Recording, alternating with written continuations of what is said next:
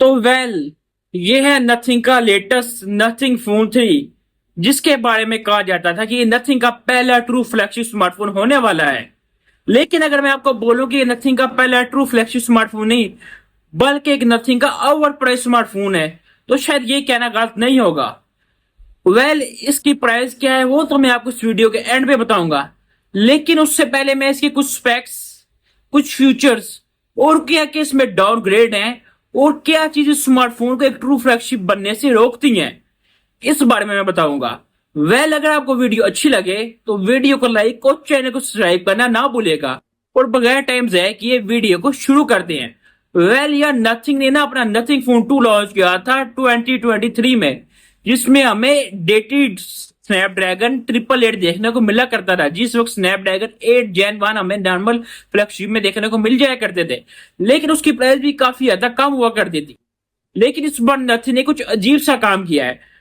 इस वक्त हमें एंड्रॉइड की फ्लैगशिप स्मार्टफोन में हमें स्नैपड्रैगन का 8 इलाइट चिपसेट देखने को मिल रहा है, जो कि स्मार्टफोन का one of the most powerful chipset भी है।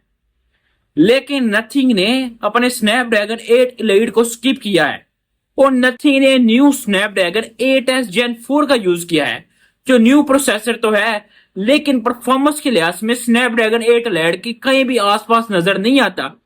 इवन के लास्ट ईयर स्नैपड्रैगन 8 Gen 3 से भी बहुत ज्यादा ये स्लो प्रोसेसर स्लो प्रोसेसर होने की ये बात तो हमें समझ आ सकती थी कि नथिंग कॉस्ट को कम करना चाहता है और चाहता है कि कम से कम पैसों में एक अच्छे से अच्छा फोन प्रोवाइड कर सके।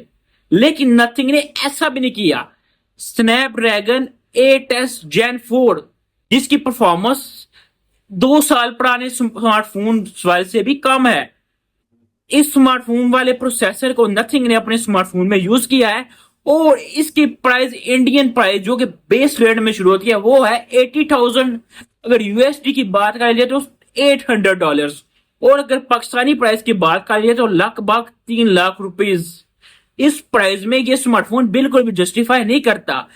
इवन के इंडिया प्राइस सेगमेंट की बात कर ली जाए या फिर यूरोप प्राइस की सेगमेंट की बात कर ली जाए, या फिर किसी भी स्मार्टफोन मार्केट के प्राइस सेगमेंट की बात कर लीजिए, किसी भी स्मार्टफोन मार्केट में ये फोन बिल्कुल भी जस्टिफाई नहीं करता। इसमें बहुत ज्यादा डेटेड और स्लो प्रोसेसर दिया गया है। और बात सिर्फ यहीं खत्म नहीं होती, बल्कि एंड्रॉइड 16 जो कंप्लीटली रिलीज हो चुका है और बहुत सारी कंपनियों के लेटेस्ट स्मार्टफोन में आपको एंड्रॉइड 16 देखने को भी मिल जाता है। नथिंग ने एंड्रॉइड 16 को स्किप कर अपने स्मार्टफोन में एंड्रॉइड 15 दिया है। और नथिंग का कहना है कि आपको 5 इयर्स तक की अपडेट देखने को मिलेंगी, जो कि इस प्राइस रेंज में गेन जस्टिफाई नहीं करती, क्योंकि गूगल और सैमसंग दोनों अपने इस प्राइस रेंज में अपने, यानी कि इससे कम प्राइस रेंज में भी अपने स्मार्टफोन में 7 साल की अपडेट्स दे रहे हैं। यानी कि नथिंग ने एंड्रॉइड 15 में अपना स्मार्टफोन लॉन्च किया है एंड्रॉइड 16 के टाइम पे, यानी कि आपके 1 साल की एंड्रॉइड अपडेट हो इसी तरह वेट्स हो जाएगी। और इसके बाद बची 4 साल की अपडेट्स हैं जो आप अपने फोन में ले सकते हो, क्योंकि नथिंग को तो पता ही है कि उसने अपने स्मार्टफोन के साथ कुछ खास तो किया नहीं है। तो शायद कोई पागल ही होगा जो इस स्मार्टफोन को इतनी महंगी प्राइस में लेने के बावजूद भी आगे 4 से 5 साल तक यूज करेगा।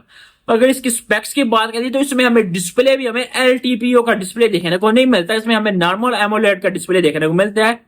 और ये भी इसका सबसे बड़ा डाउन पॉइंट है। अगर बात कर लीजिए इसकी कैमरास की, तो इसके बैक में 3 कैमरास देखने को मिलते हैं, जिनमें 50 मेगापिक्सल का मेन कैमरा, 50 मेगापिक्सल का अल्ट्रा वाइड लेंस और 50 मेगापिक्सल का पेरिस्कोप लेंस देखने को मिलता है। लेकिन इसकी कैमरास कैटेगरी स्टिल इतनी आसम नहीं है जितनी कि इस प्राइस में दूसरे स्मार्टफोन में देखने को मिलती है। इसके कैमरा सैमसंग के जो बेस वेरिएंट है सीरीज का स्मार्टफोन है गैलेक्सी S25, उसको भी कंप्लीट नहीं कर सकते। आजकल हमें नॉर्मल स्मार्टफोन में भी हमें 6,000-7,000 mAh की बैटरी देखने को मिल जाती है, लेकिन नथिंग ने स्मार्टफोन में सिर्फ और सिर्फ 5100 mAh की बैटरी का यूज किया है। लेकिन अच्छी बात यह है कि नथिंग ने इस बार कार्बन सिलिकॉन बैटरी का यूज किया है, जिससे बैटरी की लाइफ नॉर्मल बैटरी के कंपैरिजन में कई गुना बढ़ जाएगी और आपको लॉन्ग टर्म तक किसी भी किस्म का कोई भी इशू देखने को नहीं मिलेगा। ये एक अच्छा पॉइंट हो सकता है इस स्मार्टफोन का। और यार अगर इसके डिजाइन की बात कर लिया तो इसके डिजाइन को बहुत ज्यादा क्रिटिसाइज किया जा रहा है। देखने में इसका डिजाइन कुछ ऐसा लग रहा है कि नथिंग ने ChatGPT से कह दिया हो कि ChatGPT please design a phone, और बस ChatGPT की कॉन्सेप्ट को उसने कॉपी किया और उसको रियलिटी में बदल दिया है कि डिजाइन देखने में बहुत ज्यादा फनी लगता है और किसी भी किस्म का ये डिसेंट स्मार्टफोन नहीं लगता। कोई भी अगर इस डिजाइन को देखेगा तो एक ही बात बोलेगा, छपरी। और अगर इसके फ्रंट कैमरा की बात कर ली जाए तो उसके फ्रंट में हमें 50 मेगापिक्सल का मेन कैमरा देखने को मिलता है, जिसमें आप अप टू 4K पे 60 FPS तक की वीडियो रिकॉर्डिंग कर सकते हैं। यानी कि शायद ये स्मार्टफोन व्लॉगर्स के लिए एक अच्छा ऑप्शन हो सकता है, लेकिन इसकी प्राइस पॉइंट फिर से जस्टिफाई नहीं करती इसके कैमरा को। अगर इसके बैक की कैमरा की बात करिए तो इसके बैक के कैमरा में वीडियो रिकॉर्डिंग में हमें सिर्फ और सिर्फ 4K पे 60 FPS देखने को मिलते हैं। यानी कि आईफोन में भी 8K आने वाले हैं, लेकिन नथिंग इतने महंगे स्मार्टफोन को इतनी महंगी प्राइस में भी 8K पे वीडियो रिकॉर्डिंग का ऑप्शन नहीं दे रहा कहीं से भी। और जो सबसे बड़ी स्मार्टफोन की डाउनग्रेड है वो है स्मार्टफोन के एआई। आज के दौर में एआई के स्मार्टफोन में, एआई के दौर में इतने ज्यादा स्मार्टफोन एडवांस हो चुके हैं जिनसे गूगल और सैमसंग की एआई बहुत ज्यादा अनदर लेवल पे है। और एप्पल का डाउनफॉल भी हो सकता है एआई में इनोवेशन ना करना। लेकिन नथिंग ने एआई के जमाने में एंड्रॉइड की कैटेगरी में होने के बावजूद भी अपने एआई पे किसी भी किस्म का कोई खास काम नहीं किया। और इस स्मार्टफोन के सॉफ्टवेयर में किसी भी किस्म के खास एआई फीचर देखने को नहीं मिलते।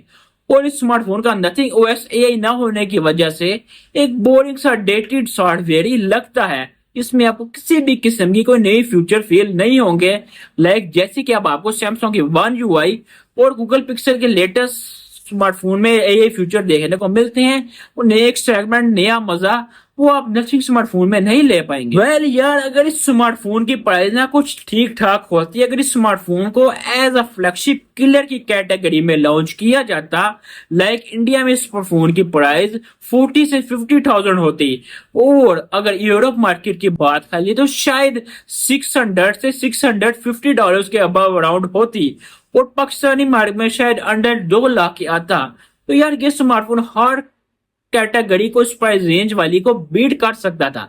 लेकिन नथिंग ने स्मार्टफोन को फ्लैगशिप किलर या फिर ट्रू फ्लैगशिप किलर के बजाय एक ओवररेटेड और ओवर प्राइस स्मार्टफोन की कैटेगरी में लॉन्च कर दिया गया है।